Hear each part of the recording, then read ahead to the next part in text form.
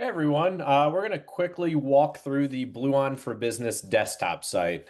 This is a great site for dispatch, parts procurement, anyone that is in an office setting that can utilize the Bluon database and information to be able to help support techs out in the field or any other office staff as well. So, couple different things here. You've got the model number search right here. You've got part number search as well. So two different ways to search through the database. You have master mechanic where you can jump in and ask our AI tech support any question under the sun that you may be running into, both on the techs out in the field, maybe asking you questions that you might not know the complete answer to. You can help them out, or maybe if it's even a customer on the phone, right, with you, and you're trying to kind of navigate that with them. So we'll dive in to kind of show you how to utilize the search capability here. So if I just typed in a GSZ 13, for instance, it's going to populate up anything that has GSZ 13 in it. So you only need 3 characters and it will start populating all of those different units with those characters in there. But if I just click this top one here, it's going to take me into that model page there. So the first thing I have access to is actually all the model specs listed out right there for that unit. You have access to all of the literature, so service facts, product data, wiring diagram. You can actually open that up and it's going to open up as a PDF where you can actually print and download that. So if you wanted to give it to a customer, maybe, hey, you wanted to give it to a tech before they're going out on a call, you have access to do so right there, print and download. Going back into the model page here. So the other huge aspect here is the parts data.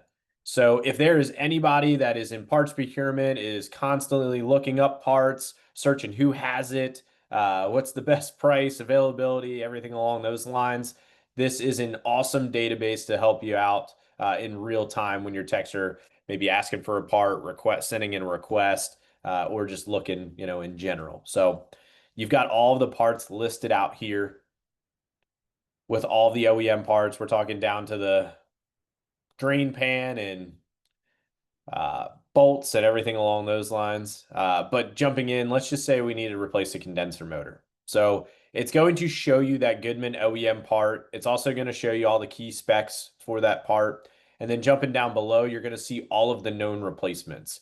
You do have a couple options here. You can actually go through sort and filter. Maybe you want to filter to one that has a better replacement score, which is really a good, better, best model there in regards to direct replacements for that. You can go into brands and kind of sort that way, but it looks like we have it sorted by ICP and Mars. So that is why you're seeing ICP and Mars populate up first there, which those are aftermarket recommendations. The baseline is just going to be that tiered method on the replacement score. You can also just search up top. So if you know guys are carrying Mars on the truck, well, hey, do you have that 10232 on the truck? That'll get you up and running there. So being able to help support that tech out in the field, but they also have access to all this data on the Bluon app too. So from a parts procurement aspect as well, a lot of folks that we work with currently are utilizing this cross-reference data, both OEM to OEM and OEM to aftermarket, to have kind of their favorite supply houses up top, or maybe it's where you get the best discount. Maybe it's where you just shop the most. Being able to just drive part numbers right through there is kind of speeding up the process for parts procurement quicker than a phone call, a lot of folks are saying. So definitely a really good and easy way to utilize that database when ordering parts, searching to see who has it, what's availability and such. One other big thing that I always like to touch on is this provide feedback button here.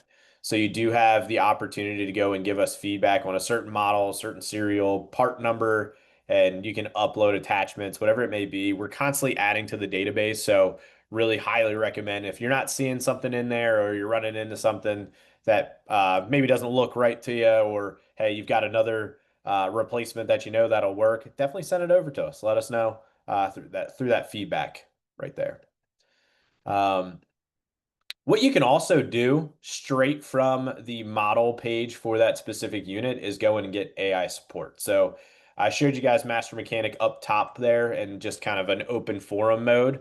But when I click the get support button here, what that's going to do is actually pull that model up specifically. Now, I showed you all the manuals previously, but what we've done with Master Mechanic and the way that Master Mechanic was built is we fielded over 150,000 tech support calls over the last 4.5 years for the industry at large. We were able to layer all those calls in to Master Mechanic to pull that information from, right? So it's real live on the job knowledge baked right in there. What we were able to also do is take all the manuals and diagrams and layer those in as well so it can pull any information from there.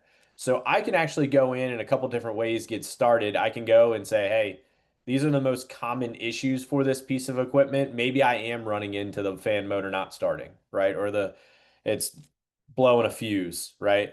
Or I can just go down the bottom and start typing in my question. I can also speak into it. My case, that's really the best way to utilize it just because you can get your entire point across. And then you've got this troubleshoot and ask manuals. So really the ask manuals is a great way to kind of just start digging in on certain aspects. So for this unit specifically, I'm just going to make up a scenario. Let's say I'm getting flash code 6. When I type that in, what it's going to do is go through all those manuals and literature and find information on that flash code. So you can see it here. It's pulling up the PDF for the service facts. It's actually pulling up the page number on 86 for that specifically too. And then it's going to walk you through a couple different things that it can do here. First, it can ask you more questions, right? Maybe it needs some clarifying aspects. This did not. It's starting to really dive deep, but sometimes it will ask for clarifying questions, really to get the tech giving it more information or yourself if you're on the desktop here. But you'll see that it lays it out nicely, quickly, and easily on, hey, here's the immediate action. If you all only saw 6 flashes, no LED context, what to do. Quick checks before deeper troubleshooting. But again, it's just walking you step by step through to diagnose that unit. So this can be done on a desktop, and this can also be done on the Bluon app. One other thing too for Master Mechanic is you do have a response style. So right now it is in more of a detailed mode where it's laying out step by step. But if I move it towards conversational, it's very pointed answers.